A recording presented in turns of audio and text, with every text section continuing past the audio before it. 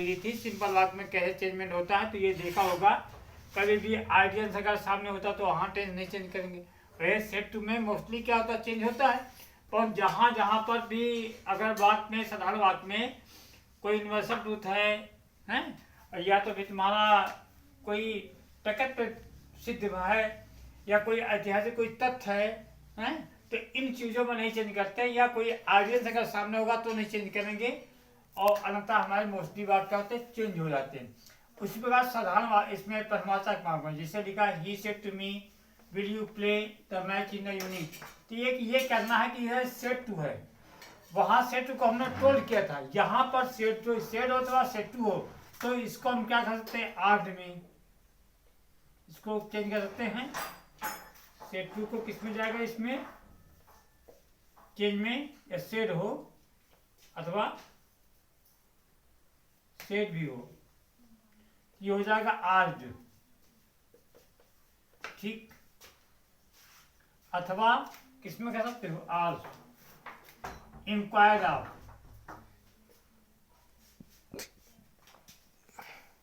TUIRED inquire of, अथवा किसमें, wanted to know, wanted to no.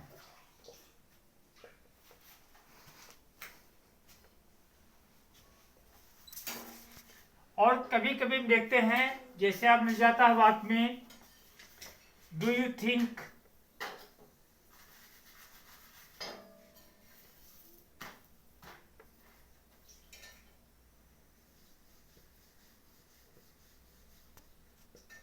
या do you suppose,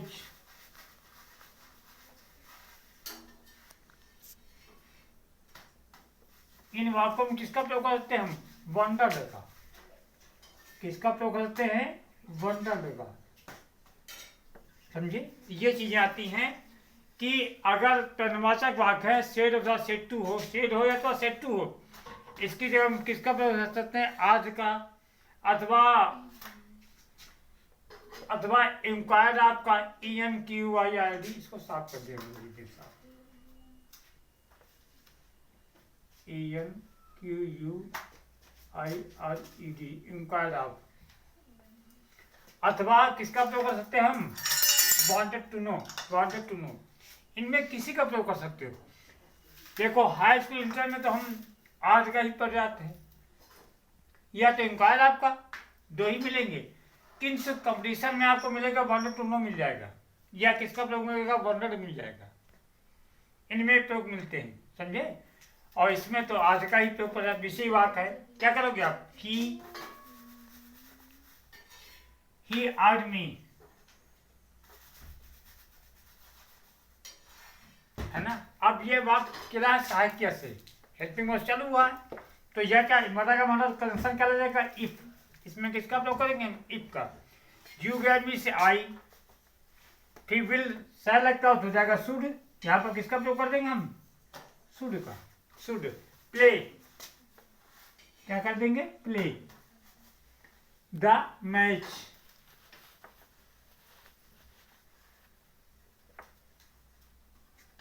in the playground.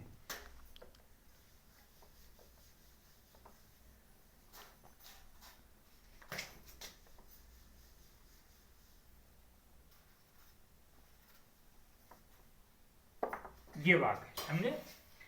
क्या किया हमने, ही आर्ड मी, अच्छा इसमें भी कंसन इफ अथवा वैसा लगता है, इफ अथवा वैसा का प्रयोग होता है। दो चीजें होती है, या कोई वाक्य, एक ही वाक्य से वाक्य लिखा हुआ है, अगर इस वाक्य में हम और शब्द से कोई वाक्य जोड़ दे तो वहां पर इफ का प्रयोग न करके किसका प्रयोग करते हैं, वेदर का।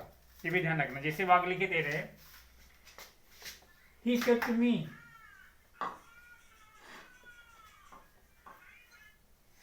कामा अनुर कामा,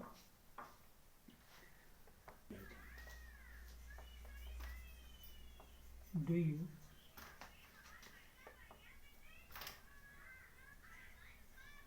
send your son, your servant to the market,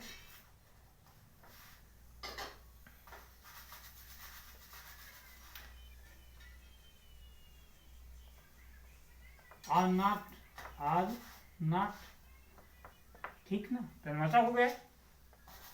इसे वाक्य है, he said to me do you send your servant to the market or not, अथवा नहीं, है ना। तो ये चीज आ गई।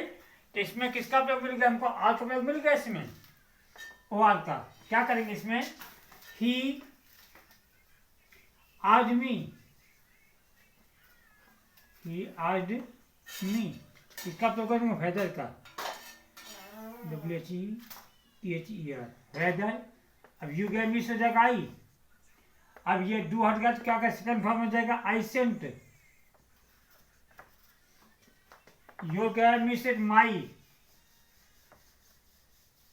सर्वेंट,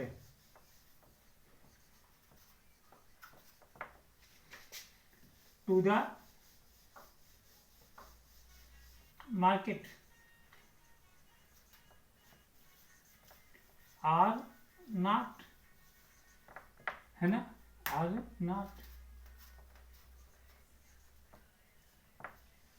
ये चीज आती हैं, जैसे भी है ही सेड टू मी, है ना, मिला तुमको। Do you send your servant to the market, or not, अथवा नहीं। तो क्या करेंगे हम, अब इसको आर नॉट मिल जाने से हमने क्या किया, कि आर में तो कर दिया, परंतु इफ के जगह में किसका प्रयोग कर देंगे, वेदर का। यहाँ पर इफ आर का प्रयोग कभी होता नहीं, किसका प्रयोग होता है, वेदर अथवा आर का प्रयोग। उसी में है ही आर्मी वेदर। अब इसमें हमने यू को बदला, मी सेट हो गया आई। अब ये दो हटा के सेकंड फॉर्म लगा देते ही, I sent my servant to the market or not, ये बात बन जाता है तुम्हारा। ठीक, अब अगला